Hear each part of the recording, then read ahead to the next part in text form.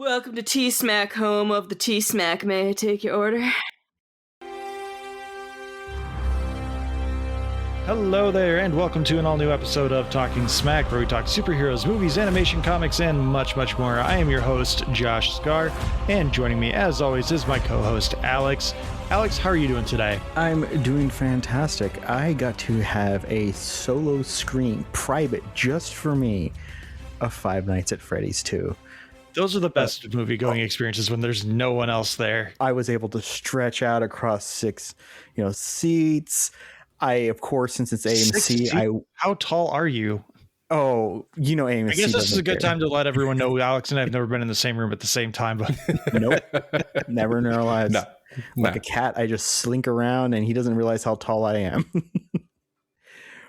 But I, rolled up about 25 minutes after the start time because it's AMC, and I still saw 3 trailers. So, yeah, fair. sounds about right. They didn't know what to put before this movie. There was a horror movie called Obsession about like a person who makes a wish and he regrets it because like it's about his one true love or something. Then there was like obviously I'm the prime demographic because I was not paying attention. Then there was something like a children's movie, and then there was like another horror film. They didn't know what to market this to, but I showed up, and I will start off with the movie impressed me. By the way, Slade's also here. Sorry, Slade. Slade. Yeah, I was going to introduce Slade because we need to keep this rolling. Slade's joining us because I know absolutely nothing about Five Nights at Freddy's, and I'm not going to go see Jump Scare the Movie Part 2. It's not Jump Scare. Okay, It is. We'll let Alex be the decider. Yeah. So Alex, we brought in Slade because he is Mr. Five Nights at Freddy's. He knows so much of the lore, and he was part of the last review. To be upfront, he has not seen the movie yet, so Alex is going to do his best to not spoil anything. I have just one question while Slade is here for Alex, and that is, how much screen time does my girl McKenna Grace get? This is the interesting thing about McKenna Grace. I did not actually realize she was in this movie because I primarily know her as I didn't know she was in the movie either until I saw a trailer in front of what was one of the last movies I saw in theaters before I went to Zootopia. I don't even remember. It was one we did for the podcast though. So whenever that last theatrical release was that we did, but I saw like her in one shot of the trailer.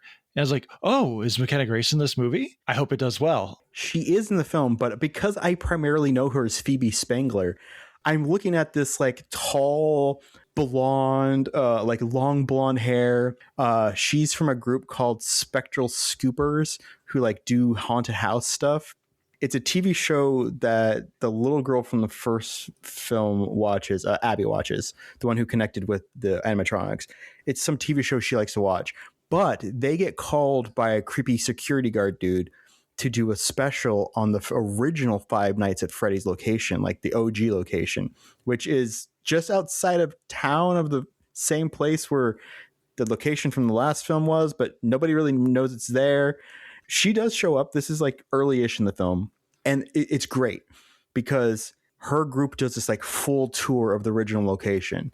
Are you talking about Fredbear's Family Diner? Is it that location, or is it the location before that, or is it the location after that location? Everyone said this was the original location. That's Fredbear's Family Diner, if that's the case. It is the one that has the river ride in it.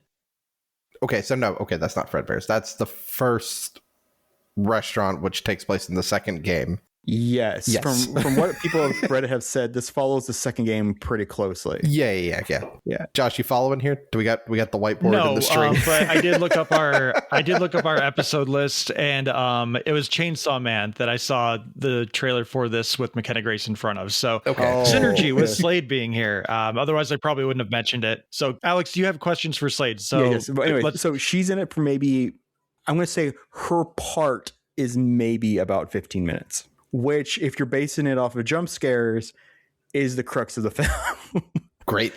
I when the credits were rolling, and I was like, "Who the hell was Lisa and McKenna Grace?" And I'm sitting there going, "Lisa," like, and I'm going through my head like, "Is that one of her classmates?" Because like Phoebe is like what 14 or 15, not really. Yeah, and then all of a sudden it clicked in my head like, oh, McKenna Grace is actually like 20 and playing younger for the role.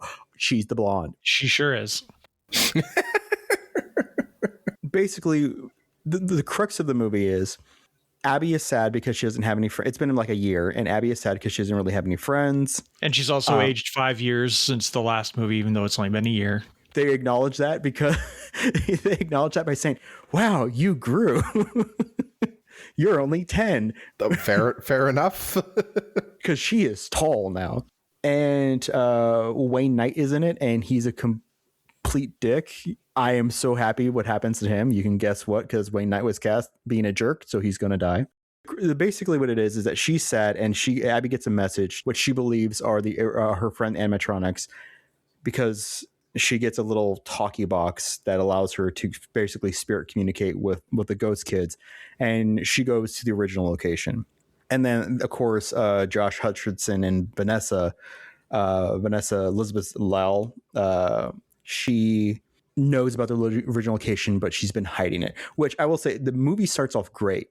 It starts off with Matthew Lillard as William Afton at the original location, kind of like walking around about to introduce the animatronics to come on stage. And it's like flashback to 1982. As he's like counting down, they show the Blumhouse logo, which the Blumhouse logo is so good now, because it shows like, the Purge and like the Purge people and Michael Myers and all their horror stuff. It is so nice. And we get a nice flashback to one of the original murders that happens at what they say is the original Five Nights at Freddy's. And that's how they introduced the marionette. Okay, cool. And then there's like 35 minutes of exposition. McKenna Grace shows up for some of it. They give us a beautiful tour of the original location, and then chaos ensues. So my feeling on the movie is, if you are a fan of the first film, as in you enjoyed it, you will kind of enjoy this one, because this movie ends on 3 cliffhangers. Ow. In a row. Okay. When it ended, I was like, huh. I was about to say, please don't spoil it, because I'm not going to be so And mad. then there was like a secondary ending right after that one. Right. And then there's a mid-credit scene. Yeah, I know about the mid-credits. That I have seen, because IGN can't keep their mouth shut. They're assuming there's a third one, but Blumhouse does not play around. If this does not make money, they're not doing a third one. Happy Death Day 1 and 2 did okay, but because the second one didn't do as well as they expected, they didn't do a third one, even though that was the cliffhanger. There's other Blumhouse ones where they're just like, you're not getting a third one, dude. You didn't show up. I'm assuming this one's gonna make money because the budget's fairly low. It's like 37 million with marketing. It's like 50 something. It's gonna make like 70 something this week. I'm assuming it's making money. But my issue is that I'm incredibly pissed because this is not a single movie. This is a part 1. This is not even like It Part 1 where, the kids defeat Pennywise and then they have to come back as adults. This is just literally, they cut the movie off and they said, cool, we're done. And we'll see you in a year and a half if this is okay. But I had some questions. Okay. Is the marionette in the second one? Because I played 1 and 2 and I don't remember the marionette. And the marionette is freaking creepy. It's the puppet in the music box. That's the marionette. Okay, because this thing's creepy. It like floats and flies. It is also, I'd like to say it's FNAF 3. It's delved into a little deeper in like, it's either 3 or 4 in like cutscene mini games, like between nights, where you see that the marionette's in charge of making sure kids stay wrangled inside the restaurant and don't leave the restaurant. All right, because that's a big part of the movie is the perimeter. It was called the puppet then, and then later officially titled the marionette. Which Five Nights at Freddy's is it that doesn't have a door on the security room? There's a few of them. Not to spoil anything, but there's literally a part where Josh Hutcherson literally plays Five Nights at Freddy. Not like the game, but he's in a security room. It doesn't have a door, and he's looking at monitors and then looking up, and they stop moving, and he looks at the monitor. So is the door like directly in front of his desk? Yes. FNAF 2. So yeah, there's a monitor. Well, let me see. Okay, I'm facing the desk. There's a monitor right here, and so he's looking at the monitor, typing. Looks at the door. They stop moving, and then he looks down, and there's in the vents. HVAC system. Yeah, there's a vent on the left and the right. There's a door directly in front. It's just a hole. There's no door. So that's FNAF 2. Yeah, and he does learn the game mechanic that if you pick up a puppet head, they think you're a pup. Yeah, sometimes that does not always work. I promise. Was he also using a flashlight? Yes.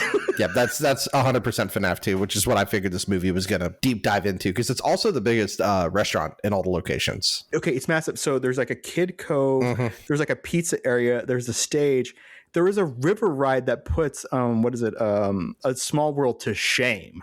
And then there's like the marionettes under area. There's a storage room. This place is huge. Yeah, so it's in the timeline, it's like the first proper Freddy Fazbear's Pizzeria. So Okay. I mean, it's all out, no expenses spared. This is post Fredbear Family's Diner, which is really the first restaurant, but the first restaurant called Freddy Fazbear under that name. It's this restaurant. I think it's going to be no surprise to you that so Matthew Lillard, William Afton, is not really in the movie. He's like they bring him back for the beginning part, and Vanessa has some nightmares.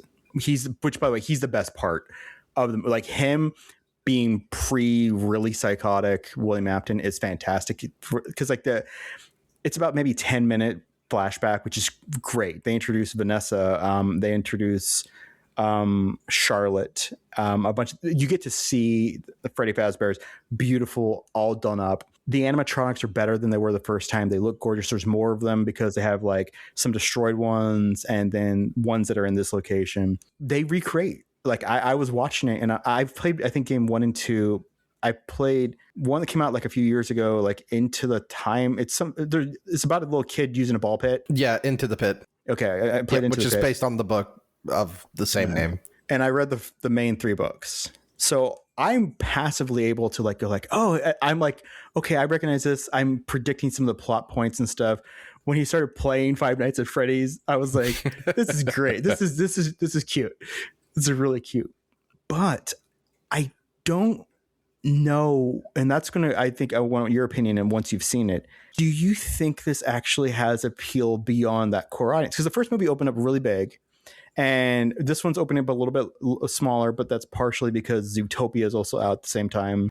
Well, that's going to hurt it, but also it's one of those, like, you know, the first one definitely probably benefited from the mom being like, oh, my kid likes Five Nights at Freddy's, has the backpack and the toys, I'll take them. And then watched the movie and was like, my kid probably shouldn't be playing this. Well, it also released in like September, I think, if I remember. It was like a late August, early September release window, where this is releasing 2 weeks after Wicked, a week after Zootopia, and 2 weeks ahead of Avatar 3. So like, I don't know what they were thinking releasing in this window. No, it's a terrible release time. That's the other half of it. I think this is, and I'm not trying to sound mean to this, but this would definitely benefit from just hopping straight to streaming. But because your fan base for this is mostly like an online group of people. A bunch of smelly nerds who don't want to leave their basement. Just say it, Slade. Yeah, exactly. As I was leaving the theater, because I saw an early showing, I saw like a 4:15 showing. So actually it was like 4:45, because that's when I rolled in. Because I'm like, I'm not going to sit here for 30 minutes for ads. Thank you, AMC. As I was leaving, it was about 6:30. There were a ton of people there buying Freddy Fazbear stuff. Like they had the AMC had like has the bucket and some other stuff. And I saw like 6 people with the bucket bag in the bag, and I'm like, okay, so this movie's going to do well. I was just lucky and got a solo showing. I don't know. I think this would definitely benefit from that, and it wouldn't surprise me if this is one of those, like, a month from now, it's like, hey, stream it, and then the views that it got are just gonna, you know, shoot off. That is like, you know, if I'm going to do a smack rating, that is basically my feeling on it, is that like, if you're a fan, you're going to like it, because the lore is, from what I understand, pretty deep. There is a few things I don't want to tell you about, because there's like little hints towards some other locations and things. I don't want to spoil the ending and some of the powers and stuff. But that's what I wanted to ask you, is just like, so the second game is about the original. Okay. Well, hang on. It's the first Freddy Fazbear's Pizza, but it's not the first restaurant. Let's make sure. Let's make sure we're clear. Is the third one about the first restaurant? No. Okay. No, the third one is much later into the future, and it's about a haunted house ride based on the murders that happened at the restaurants. If I could tell you about the third game, where you're playing at Fazbear Frights is what it's called. You're playing at it. There's only one animatronic, and you're haunted by the ghosts of all the other ones, and the ghosts are just jump scares, and you don't die from it, but it like messes with all the systems, and the only animatronic you're up against is Springtrap. Interesting. which is probably some lore implications depending on how this second film goes. I haven't seen it. So, okay, that's just really funny because one of the cruxes of this, the relationship crux between, what is Josh Hutcherson's Mike? There you go. But between Mike and Vanessa Shelley, aka Afton, is that he finds out late into the kind of movie there is in another location and how many more murders. That is one of the things I'm like, yeah, that's what was like making me rub my head because I'm like, how many kids got murdered? There's a lot of dead kids. There's a lot of, I don't even want to count. There's a lot of dead kids. Josh, you can use that as the tagline of the episode. Talking smack. There's a lot of dead kids. I don't know if that. I mean, that's also, that could also be the tagline of Alien Earth, but that's a different thing. It's a really good clickbait title for you.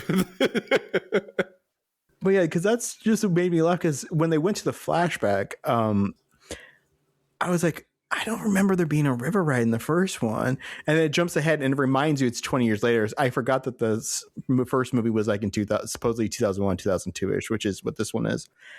So yeah, I was kind of like with Mike of the opinion, like, yeah, man, you if you're Vanessa Afton, you really got to like lay out how many locations are there? Why do they have powers still? What is going on here? How many of these spring traps? There's a lot of dead kids. It gets a lot weirder. I promise. We're still in the easy to understand portion. All right. Fine, man. I mean, you got to look at I grew up on the Nightmare on Elm Street franchise.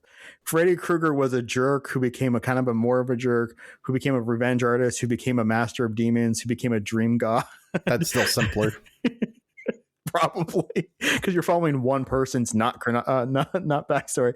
But yeah, so I guess my my question would be, how much faith in continuity of mythology do you guys have with Scott? Was it Cawthorn? Cawthon. Yeah, Cawthon? Scott Cawthon. Yeah. Absolutely none, because every game fucking retconned something else. But also, this kind of happens when you make a game as a last-ditch effort. You drop some lore into it. You don't think about it further than that, and then it blows up as an overnight success. So the lore, it's messy in a natural way. But I also think that benefits it because it allows this, little theory crafting. You talk to your friends. Well, what about this? What about that? And it just leaves. It's kind of like Hitchhiker's Guide to the Galaxy. It just leaves every little possibility open somewhere to go do something else, just slightly different. Yeah, because I mean, I respect a creator who's willing to drive something into the rocks. Because Chris Carter of the X-Files, I love the X-Files, probably my favorite show of all time. He had a plan for six seasons in a movie, and he got 5 a movie, and then the 6th season he wrapped it up. There's bows, beautiful bows, and then Fox rolls in and says, "Hey, listen, we renewed it." He's like, "But I'm done." He's like, "We don't need you." And he went, "You know, if anyone's going to drive this thing into the rocks, it's going to be me." And he did it twice, and I respect that. Well, I mean, you can count kind of like season 9 as Into the Rocks on its own. Season 8 when Mulder. He smashed that thing, okay? And I respect that. So if Scott Cawthon, if he wants to drive this mythology into the rocks, I bless him because he's the only screenwriting credit on this one. And I could kind of tell because I'm like, children who are 8 years old do not talk like middle-aged men around, like they're going to like sit around and talk about playing poker and stuff. I'm like, this is obviously dialect written by an old guy. Yeah. So, I mean, it's one of those that you have to take the creator in with it as well. And in this case, you got to give him a little leeway. There's no way, again, one dude making a game could have thought ahead this far. Yeah. Same reason why, like, another creator I love, Toby Fox, basically said, yeah, it'll take me 100 years to finish Deltarune. Things change, little story beats and whatnot, and he's just working on it at his own pace, and it's to try to keep it from being as messy as something like FNAF, because FNAF's timeline and story is very messy. Like, I have complete respect for the director, Emma Tammy. She knows how to frame them. She knows how to make the puppets look good. Henson Productions, the animatronics look amazing. Eye expressions, The voice work is done. That when the animatronics speak, the voice work is fun. The marionette is terrifying as heck. And when like the good puppets are around, and just how bright and beautiful their outfits are, you can tell the difference. They spent time. Like some of them look slightly rubbery, some of them look kind of fuzzy, but then you get the really metal looking ones. So it's all great. Yeah, because they're technically from different places. So like the fuzzier ones are from the Fredbear's Family Diner. The new toy animatronics, the plasticky looking ones, they were made for the first restaurant. They're the ones with the facial recognition. And this is because of the murders that happened at the first restaurant, not the first, you know what I mean? Yeah. That happened at the beta test restaurant with the first kids that got killed. All right. Yeah. No, see, like, and the actors are selling it. Abby's selling it. You really feel that she is a little, even though she's like 12 feet tall now, she is a child missing her friend, her friends and stuff. I think they all sell it. I think they do. My only issue is that I don't believe that this movie attempted to broaden the audience. I think this movie, and I know that that Scott Cawthon, he has a lot of control on it. He waited until he got the right production, which was Blumhouse, who gave him control. He wrote them. He's a producer on them. I think it was an intentional choice to narrow the audience. But man, am I pissed off when those credits rolled, and I'm like, I have to wait to see if this thing gets a sequel, and it ain't coming out next year. It's coming out in 2 years. You bastard, because you're a dick. The only thing I have going for me right now is I've read some of the books, and I think I know where you're going, and screw you. Well, we'll see. I want to go back. I want to watch it. I haven't yet, obviously. I'd like to watch it and see how much the books have influence. Because the books are really written in like a good hindsight, but they're also considered not canon to the games. They're their own canon. But even then, between the books and the first movie, you kind of had a nice little blend. So I'm excited to see what is in the film. See, I think you'll like it, man. And thanks for popping on with us. You're welcome. I had to ask some questions, and yeah, we'll have to, once this thing shakes out and you see it on stream or whatever it is, we'll have to maybe do a little supplemental, or you inform me of all the things I missed. Okay. I'll do my best. Hopefully I get last time when I watched it with my wife, I kept having to pause to explain lore bits. And then I showed her the first game, and she's like, all of this from that? And I'm like, yes, I promise. Okay, cool. Hey, thank you for having me on for the brief bit to talk about FNAF.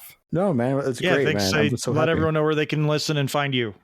Me, I'll tell you where you can find me, right here at Talking Smack, where we talked about Chainsaw Man Arc and how good it is, and you should go watch it. It's on streaming in like 3 days from time of recording, so go watch it again. It'll be up by the time the episode goes live on Wednesday. So go watch it again, because it's really good and it's really pretty and the music's good. And then if you like that and you like me, head over to Driveway Studios. My friend Will and I get together once a week to talk about life and what's going on in our worlds. All right. Thank you so much, Slade. And then we are also going to hear from our friends over at the I Have Some Notes podcast. So we'll be right back. I'm Liam Creswick. I'm Scott C. Bourgeois. I'm Greg Beaver. And we host I Have Some Notes, the podcast with cuts, keeps, punch-ups, and tweaks on mediocre movies. Each episode, we pitch potential script revisions and different production choices in an attempt to improve the films that didn't quite reach their potential. From Armageddon to Zack Snyder's Justice League, we invite you to be armchair screenwriters with us as we swap notes, riff, and celebrate the middle list of movies. Subscribe now to I Have Some Notes. And we're back. Thank you once again to Slade for stopping in to talk about Five Nights at Freddy's 2. It was literally last minute. He told us he couldn't do the episode, and then I went, hey, Slade, you should do the episode. And he's like, hold on. And then he showed up. Listen, I have some notes as well. They just did an episode I've been pitching to them for like 2 or 3 years now, where they did ISS, which is like the quintessential I Have Some Notes episode movie that they could do, because it's a movie with a solid premise, and it just misses on many things and many themes. So listen, I always have a trouble transitioning away from the promos. Like, yeah, just listen to it. That's what I'm getting at here, which, yeah, that is what I'm getting at. We're going to talk about Zootopia 2, how it made almost $600 million in its opening weekend. I don't know, other than people like me and my family, where we have 5 people that are going to the movie, and 5 movie tickets just accumulates pretty quickly when you have a family. The only thing that I really have to say about this movie that I want to talk about is that it takes place a week after the end of the first movie. But I have to reconcile a timeline difference that happens at the end of the first movie, because we have the resolution of Lieutenant Mayor Bellwether being revealed as the true villain of the story. Judy and Nick save the day, and then Nick graduates from ZPD Academy and becomes a police officer. There's a years time difference between the literal end of the story and the end of that movie. But they make you think that it's literally just the next week in the movie. So like they solve the case with Mayor Bellwether. The very next week, Nick is a cop, and he and Judy have been working together for a week, but they're chaotic and they don't work well together, but they're trying to prove everyone wrong that they can work well together. And shenanigans happen. A snake gets into Zootopia for the first time in 100 years. But now there's a 100-year celebration for Zootopia that's taking place, which is another thing that, like, if this is the timeline where the movie is saying it's been a week since the last movie, why wasn't Mayor J.K. Simmons Lion person getting ready for a 100-year anniversary? And then they also had an election in that week that this whole thing has happened. And now, oh God, what's his name? Who's Kronk? Patrick Warburton. Patrick Warburton, thank you. Patrick Warburton is a very muscular horse who is now mayor, but he's also a political puppet. Intrigue. Shocking. Real world allegories. So like there's a whole mess of things that they're like, oh yeah, over the course of this last week, Nick Wilde has began and graduated police academy. He and Judy have been working together as a team for the last week. A new mayor has been elected. We're preparing for a 100-year celebration of Zootopia. And a snake has been seen for the first time in 100 years within the walls of Zootopia. There's a whole mess of things that are just happening that if the movie just went, it's 3 months, a year later. Okay, fine, whatever. But because you're trying to make me think it's been a week, a lot of this stuff just does not add up. And I think it's just the writers trying to make callbacks to the first movie a little more relevant.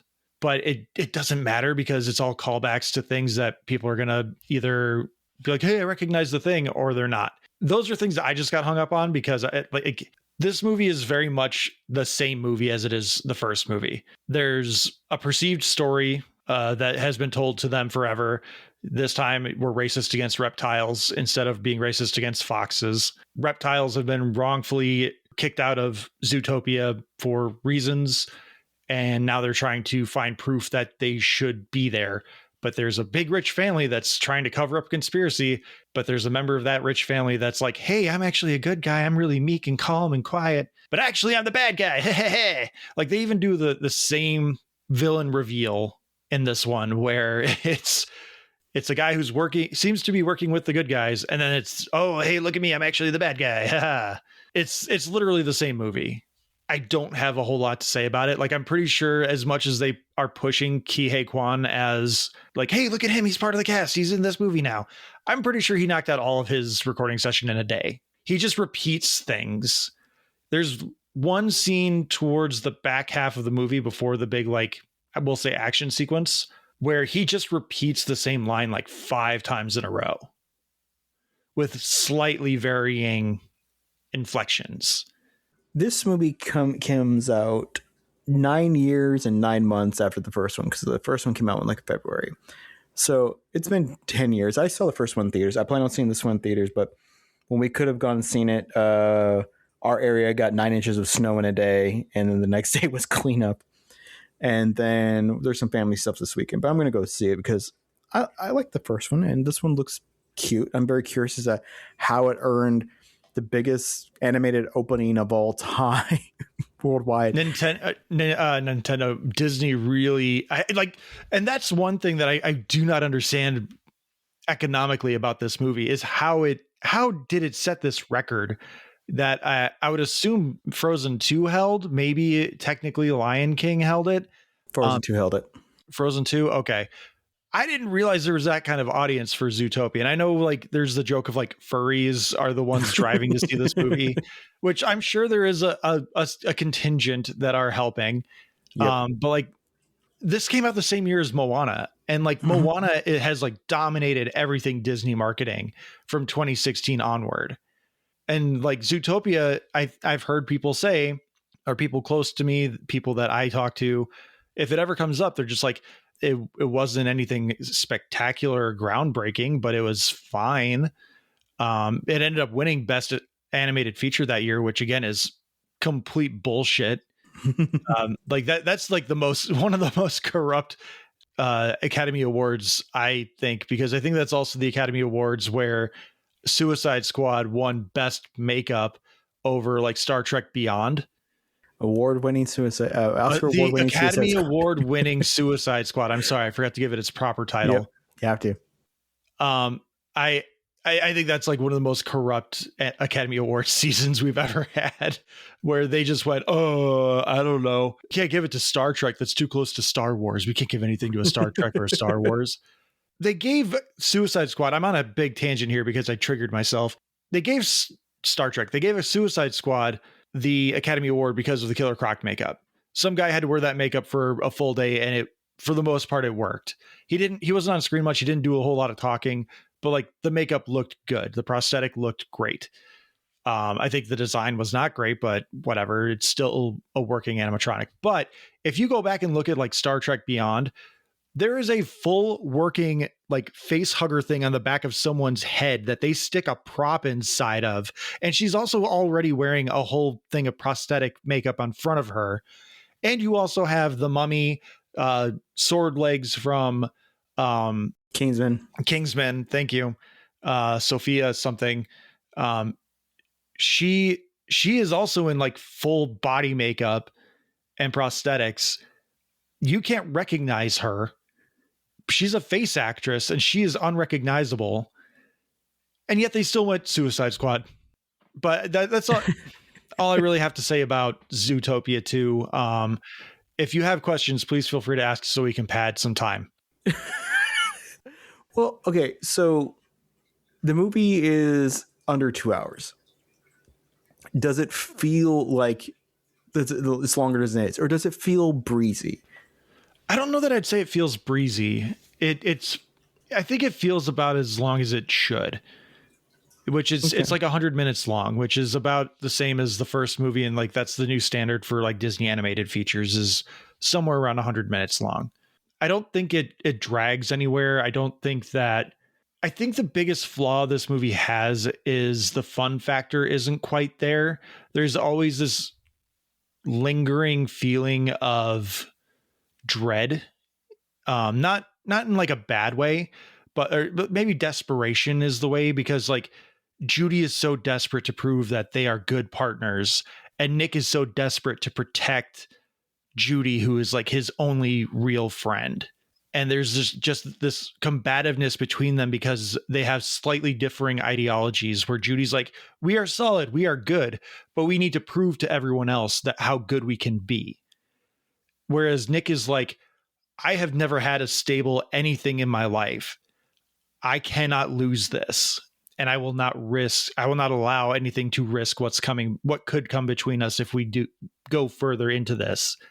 And so like, there's this combating ideology between the two that's never really spoken until halfway through the movie. Like it takes away a little bit of the fun factor. Like Nick's smarmy charm carries a lot of the comedic and lighthearted weight of the film, but Judy is just constantly like, let's go, let's prove ourselves. Like she carries over that exuberance that she has in the first film, but it's not in the same way. It doesn't have the same charm as like, I'm going to break the glass ceiling. Now it's just like, I don't even know how to explain it. She's just trying to add an exclamation point to something that doesn't need it, at least as far as me as an audience member. Maybe other people have a different viewpoint on it, but for me, I don't see her needing to continue to prove herself. Like if it was more Judy is trying to bring Nick up to her work ethic, I could see that, but that's not where the movie goes with it.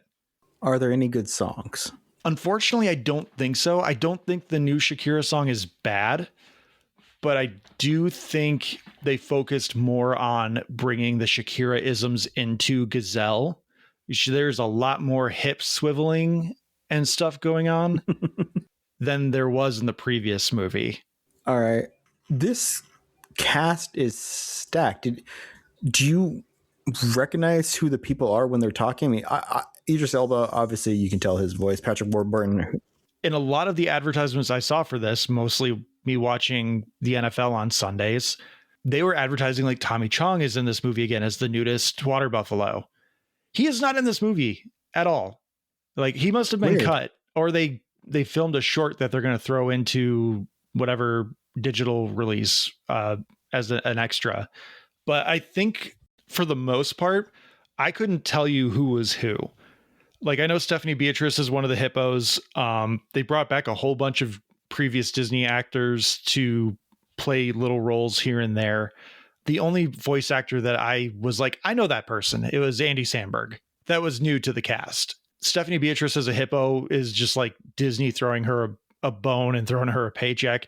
Robert Irwin is making a lot of rounds, doing a lot of different things, being everywhere right now. He won Dancing with the Stars. He's just getting a really big media push right now because he's kind of like ready to become the face of his father's empire. So like, I understand giving him a role, but yeah, for the most part, it was very much a Paw Patrol moment for me where they're just like, look at all these names that you recognize that are going to be in this movie. It's like, I don't fucking care. I don't see their faces. You did not recognize Dwayne "The Rock" Johnson?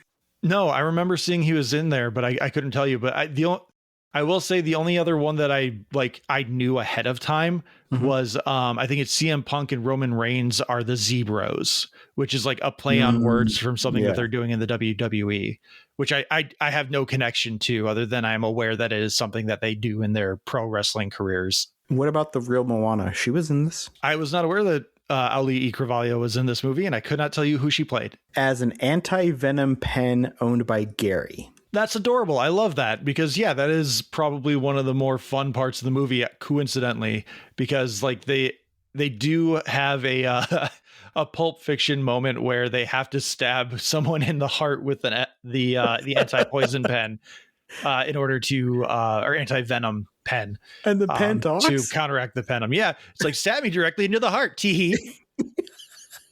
Okay, that sounds fun. That is surprisingly fun. Like, it's a great way to like add some levity to what is a pretty serious moment.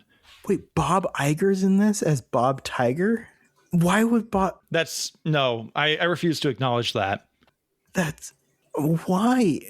He's an egomaniacal asshole. He just like, seriously, the amount of cameos and people they brought into this is kind of what they should have done with Wish, where they're like, hey, Mandy Moore, hey, Ali E. Carvalho, The Rock, all these other people that have been Disney voices forever. Let's have you come and do little things in like quick scenes. Like, that's what I feel like Wish kind of was missing, was a lot of that celebratory little moment or like quick little cameos. And with this one, like, I could see I saw all of that promotion work where they had all of these actors who were like, hey, come see Zootopia for Robert Irwin, come see Zootopia for CM Punk and Roman Reigns, where they have a grand total of 60 seconds of screen time with their voices. All right, so do they have more rabbits or horny jokes in it? Because there was 2 or 3 in the first ones, especially when Judy Hopps goes from the first one, goes, rabbits are really good at multiplication. I can't say I remember. I think it's mostly because they were probably trying to downplay a lot of that, because this movie is very much about 2 people acknowledging their feelings for each other. And I don't think they wanted to get too many people to question the logistics of how is a fox going to fuck a rabbit? That was my next question. Do they show interspecies relationships? Like, do you see like they don't go that far? Like, they say things like I love you. Okay. But it could very much be like, you are my best friend. I love you. Alex, you are my podcast co-host. You've been here for 3 years doing this every week. I love you. Like, it's like, it could be one of those things, but depending on your perspective, again, and like how attached are you to these characters, it very well could be an intimate I love you. And I don't know what they're going for with it. That is something one of our other friends told me, is like they're really leaning into like them falling in love. And I'm like, I don't remember the first one, like seeing like, like a armadillo leopard hybrid. So I mean, maybe they're not doing. I don't know. It's not important to me. Like to me, it's breezy. There is a moment early on in the film when they do allude to a fox and a bunny being in a relationship and they adopted. Oh. So like the fox and the bunny are Nick and Judy. They're doing an undercover sting. It's the one moment where they call back to the little fox that's like, you call me baby one more time and I'll bite your face off. Like that really deep voice guy that is the tiny fox that's playing Nick's son. They bring him back for that one scene, and the people where they're trying to break into or like sneak into as the undercover cops are like, about a bunny and a fox. Why are you what's going on here? Like, oh yeah, we know our love is whatever, but we have this little baby here that he really wants to be a train conductor someday. Can you please show him around the train? And that sounds cute as hell. They're playing more up to the fact that they have this child together in some fashion, which again, presumably like Nick's son, who his mother died, and now he and Judy are together in some fashion. So like there's little things like that where you could be like, okay, yeah, they're kind of leaning into the relationship thing. I think it is much more open to interpretation than it is just outright like, hey, they are dating or they are going to get married. That's adorable. I now want to see this movie. You won me over on them as an adopted whole. Even though it's an undercover sting. So I think it's fine. I think it's a very average movie. I think one of the things that also really drove home to me was I've been listening to I've been listening to From Superheroes, Talk From Superheroes for over 10 years, but their last few episodes they've done like The Long Walk and The New Running Man, and one of the things they keep talking about is movies being theme adjacent or message adjacent, where the movie is like, hey, look at this dystopian future. Doesn't that say something? Well, I mean, it says something, but you really have to tell us what for us to really attach to your messaging. But these movies never go that far. They're just like, hey, look at this awful thing that's happening. Isn't that bad? Yeah, but, more context clues as to why it's bad or like what the overall ramifications of this tyrannical government means, like, would help. And that's a very similar thing here where they're just repeating the same storyline of racism bad. Yes, but you're also touching on things like compromised governments, puppet governments, systematic racism. Don't you want to talk about those things? Well, I kind of did, but don't you want to go a little deeper? Nah. So basically, some of the issue is that like they've told the story before. It seems to be telling the same story again. Instead of, the whole predators should, not be around prey. Now it's just like snakes are evil. Yes. Basically, the idea is Ke Huy Quan's ancestor from 100 years ago was allegedly bit a mammal. Aww. And because they're a pit viper, they're very poisonous, and said mammal died. And so reptiles en masse were exiled from Zootopia. And so Ke Huy Quan's character is breaking back in at the centennial celebration of Zootopia because there is something that proves that not only do reptiles deserve a place in Zootopia, but they are instrumental in the founding of Zootopia. And so he's trying to like prove that like reptiles are not bad. It's just their biology and accidents that could cause problems. But he has a nice little fanny pack on his snaky body that has an anti-venom pen. So if an accident should happen, he can stab you in the heart and you'll be fine. I mean, that sounds like it could be a good message. And, the whole it is, but we've seen these messages since TGIF. Like there's a more powerful episode of Family Matters where Eddie is having a heart-to-heart with Carl about a racist cop who is profiling him. And the only reason he didn't go further in his ACAB-ness is because he found out he was a cop's son. That episode of Family Matters is extraordinarily powerful. But this movie, I can't even say kids movie because I don't believe animation is kid oriented. I believe it's an all ages film that is accessible to kids. You can't even say like Family Matters is apples to oranges, because Family Matters is it's family viewing. It was family appointment time viewing. You can't say like that messaging is different, and you can't compare the two, because I think you can, because they are telling a similar story in a similar demographic.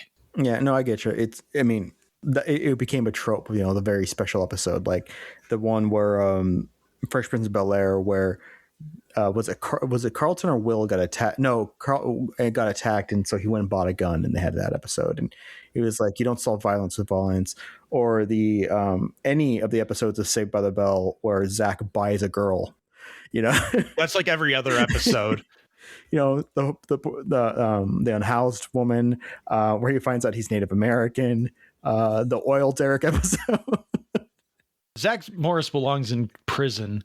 It really speaks to like the dichotomy of the 90s of like how far we were willing to follow the cool guy, or at least the guy that we were told was the cool guy, as long as he learned a lesson at the end of the day. Exactly. He learned his lesson that it's okay to date an unhoused person as long as you can buy them. And to not let your friend take caffeine pills. And yet all of us are running around now with but also Red be Bull. the reason they're taking the caffeine pills. Exactly. Yes. But we're all now running around with Red Bull and 5 Hour Energy. Gotta love a late stage capitalist dystopia. I know you're not really a fan of it, but I mean, if it's cute, I am shitting on this movie. Yeah. It's not. I think part of it also is like my kids didn't really seem to connect with it. They were more interested in the mid-credit scene, which teases avian characters. So like we're expanding again from just mammals to mammals and reptiles, now birds. So like Zootopia is going to follow the Avatar method, which at the time of recording, we have not seen Avatar 3, but the Avatar method seems to be introduce character into new culture, get immersed in new culture, fall in love with new culture, humans attack, new culture comes together with a person point of view character, and they save the day through grit and determination. Zootopia is discriminated person rises up against systematic oppression and saves the day through being a good person. We're going to find out that an eagle accidentally clawed a reptile once or something, and they were excommunicated from Zootopia as well. Okay, so Zootopia 3 is about birds. Can Zootopia 4 be about saving a whale? See, that's an interesting question, because one of the new areas they go to is like a marshy area where they have to go talk to like a beaver and sea lions and a dolphin. So the dolphin implies that there is already whales in Zootopia in some fashion, even though it's like an entirely landlocked mass. That is weird that they would like have dolphins and like walruses and stuff before they would have birds. It's very Noah's Ark had some issues when he made Zootopia. Yeah. So like I think a little bit of like my vicarious viewing through my kids is a little affected, because they again were more interested in, oh, the birds are next. What's going to happen with the birds? Like they could not have cared less about what happened here with the snakes. Like they were not attached to Gary DeSnake, as played by Kihei Kwan. The entire reptile subculture that's hiding in this marshy sub area of Zootopia. It was pretty colors. It was interesting animation. I think one of the things that really kind of didn't stand out to me, or like made this movie not stand out as much, is that when we got a new Disney movie, they usually were using the movie as a way to show off some new technology that they had mastered. It really started with Tangled once they mastered hair. And so what do? We have a character with long hair. We put a lot of hair on screen. And then they jumped into Frozen, or like they did Wreck-It Ralph in between, which Wreck-It Ralph was just kind of like a fun little video game thing. But then they jumped into Frozen, And it's like, look at the snow, look at the water, look at what we can do with computer generated animation with this stuff now. And then like you jump a few more years ahead to Moana, and we perfected water. Water used to just be like a flat blue thing. Now it has depth. You can see through it. You can see the air bubbles. You can see all this stuff. Look at what we're doing with this. And now it's just, they're just resting on their laurels. They're not really pushing a lot of the boundaries. Although I will say Frozen 2 has probably some of the best animated water I have ever seen in an animated feature. Like that scene at the end where the water's rushing down the river towards a fjord in Arendelle. It almost looks like they took stock footage and they just went, also doesn't look too out of place there. Let's just do that. But they aren't really pushing the boundaries with Zootopia or Zootopia 2 in terms of like what they're doing with their animation. So I think part of it is also a little bit of my expectations towards like, what are they going to show me? What will make this stand out? And the only thing that really made anything stand out for me in this movie was that they actually took the time to get the fact that beavers have orange front teeth right. I mean, that is the kind of the problem, is that like, you know, anytime like a new Pixar movie comes along, or the Panic Attack in Inside Out 2 was great, but half the time I felt like I was like looking at just something that's photorealistic and not something. And I was more impressed by like, ooh, that's really good blades on skates, versus I'm not invested in the story. I remember the cat in Toy Story 4. Like people were freaking out about how they had this like horrendous looking dog in 1995 in Sid's house. And now all of a sudden you have a almost picture perfect cat animation in Toy Story 4. And so like they're kind of showing off just, oh, look at what the Unreal 5 engine's going to be able to do. I want a story I can connect with that's breezy and fun. Give me a message. I don't need to like have the greatest, newest graphics. And that's part of the problem I've had like with some of the Pixar stuff lately, is that it's the joke of like every Pixar movie is what if X had feelings, you know? Well, we've gotten all of those. And now we're going back to the well with Toy Story 5 coming out next year. And then we have Coco 2. What if Avatar, but with nature? Yeah, exactly. So I don't know. Which, like, that's Avatar anyway. What if Avatar, but on an alien planet? Well, that is Avatar, but this is Hopper's coming out in March is what if Avatar, but on Earth with beavers. So speaking of Hopper, this is the first time that Pixar's animation has made me think, why is this a DreamWorks movie versus a DreamWorks movie making me go, you're trying to look like Pixar? It's weird. Hopper. That's a really interesting point to make, but I would not follow the same suit of like Pixar. They really locked in on the Luca look, where Luca was like kind of like a Wallace and Gromit or the Peanuts movie from Blue Sky, where it looked almost more clay animation than it did CGI. And Pixar has kind of just locked in on that as their new style. Yeah, and it doesn't work for me. Because I think Turning Red did the same thing, or similar style animation. Yeah, because Pixar is weird because they either have like photorealistic or they're trying to, or just adjacent with the humans all kind of look the same, which is fine. You know, you cannot go too Uncanny Valley with the humans, otherwise it makes things weird. And then you have the world of Toy Story, but then you have the blob worlds like Fire and Soul and stuff like that. Not Fire and Soul, Elemental and Soul, and the blob ones. And then they haven't really nailed their other texture because the other look, because since the one that came out right as the pandemic started, the fantasy one that bombed. Brothers one. Onward, yeah. Since Onward, they've been struggling to find a different style for these adjacent movies. I really wish they would stick with the Incredibles style like that.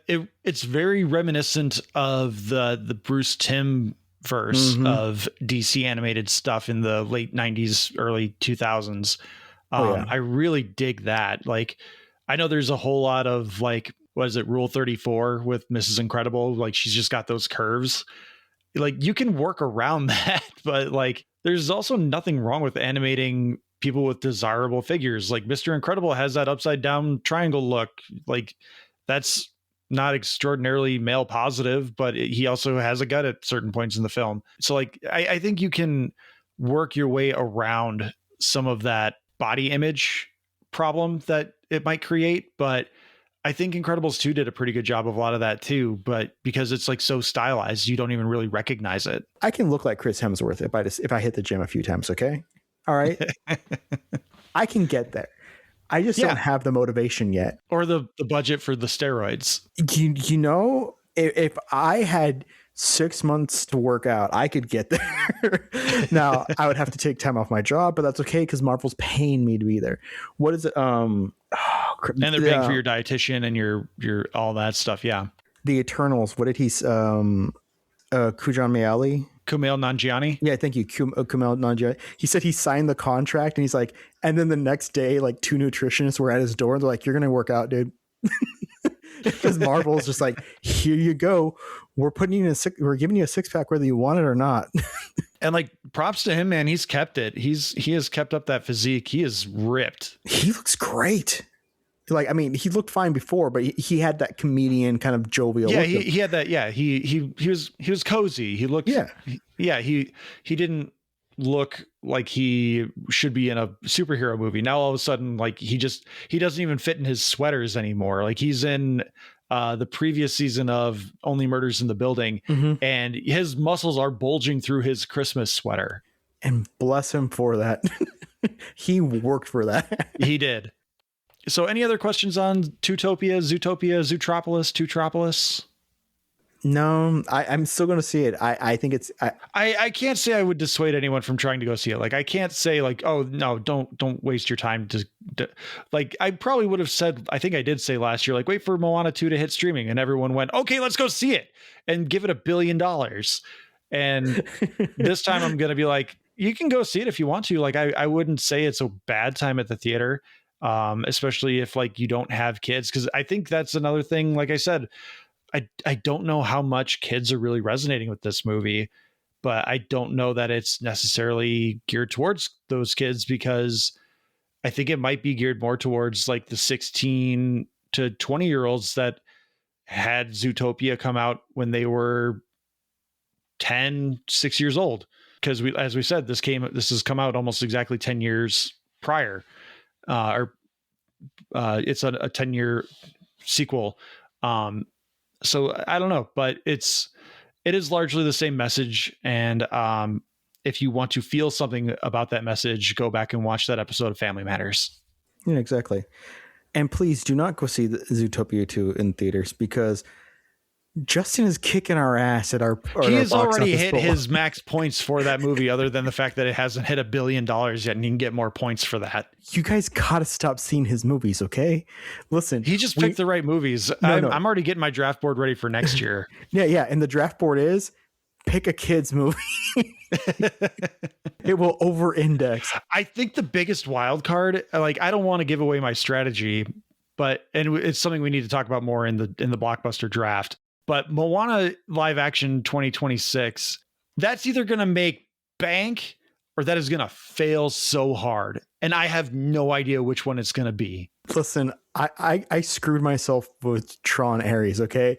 I will take it if it's on the board, Moana, because I'm hoping it's the Tim Couch. It's the Tim Couch, Ryan Leaf effect of that movie. Yep. Like, the upside is there. Can it reach it? And I legitimately don't know what it's going to do. No. To make sports references that only like you and I will understand. Hey, all I got right now hoping for is I'm hoping Avatar is front loaded, because you guys agreed to let me have through January. I actually had to readjust the schedule, because I was like, oh yeah, we should be able to do the blockbuster draft with the wrap up, right? And then I realized, like, no, we have to give Alex time to get his money in for Avatar. Yeah, because the last 2 Avatar movies have had legs. They don't open big, but they have legs. Yeah, so I pushed that back to, I think, late February for the actual 2026 draft, but we'll do the wrap up with the 2026 preview, I think. Or no, we can't do the wrap up. The wrap up has to be at the same time. So yeah, whatever. I don't know what I'm doing. No, one of us has to be Justin. That's the thing, is that. So the other question we have to come up with while Justin isn't here is, do we do NFL rules where like worst performer gets the first overall pick, or do we just Wheel of Names it again and just randomize it? He goes last. Justin goes last. You and I just flip a coin. Okay. Listen, if we need to, we'll do the NBA lottery version, which is that we create really stupid probabilities just to verify that no one can tank. Exactly. No, I'm talking about, what is it? I think it was like 2004 or something like that, where they reached in because they literally do the drum thing. And yeah, they do a lottery. Yeah, and he picked the like one precisely crumpled one that looked different from all the others, and it happened to be like the Lakers or some crap. For the Knicks or something. Yeah, like that's how it always goes. I'm going to pick this one looks different than all the other. If you are watching on YouTube or if you're listening on Spotify, you can always leave comments. Those are highly encouraged, something we would strongly recommend you do to help increase our visibility on the algorithm.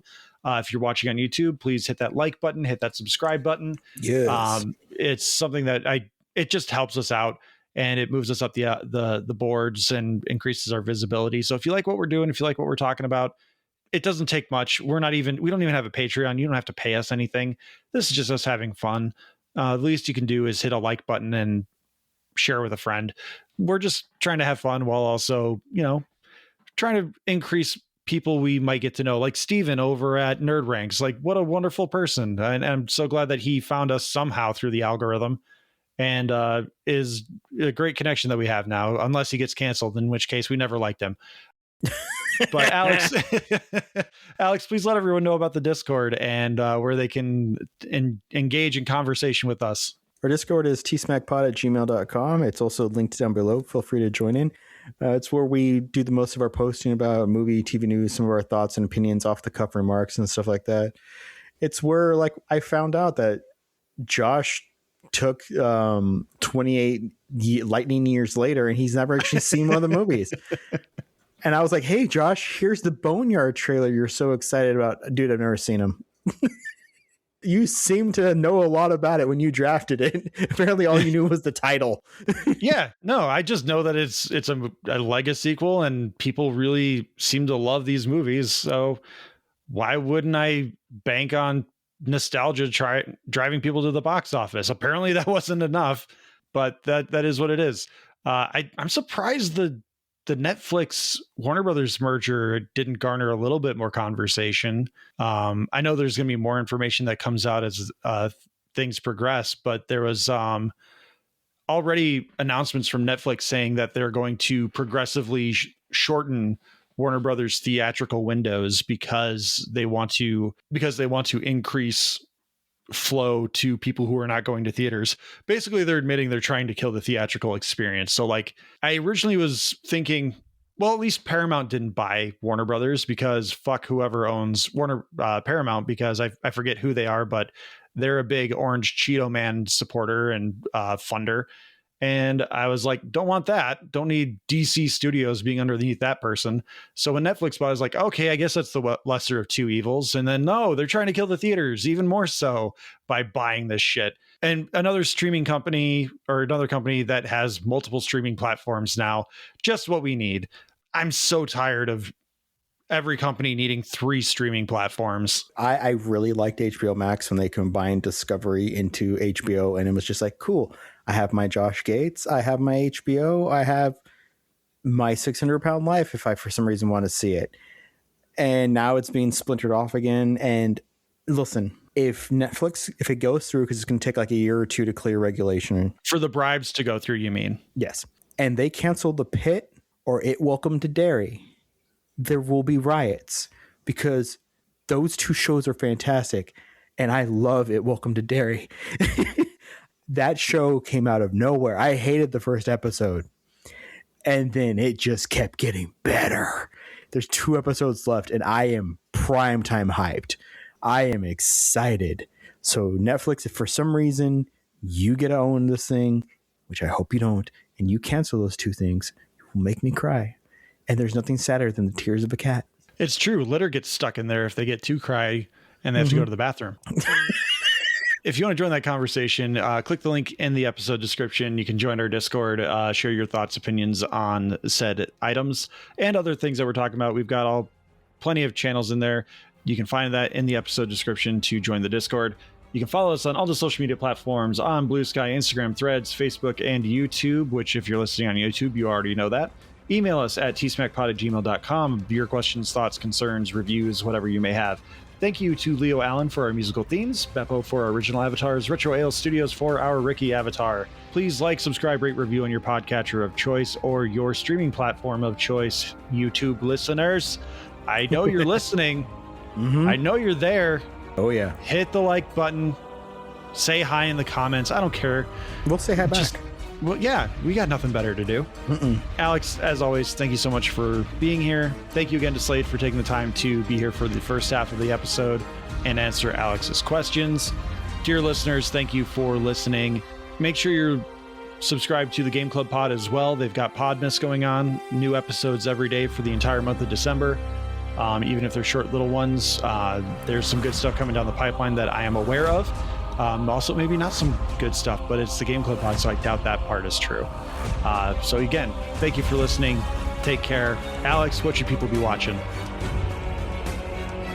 Star Trek. And surprisingly, apparently, Star Trek Academy that's coming out soon.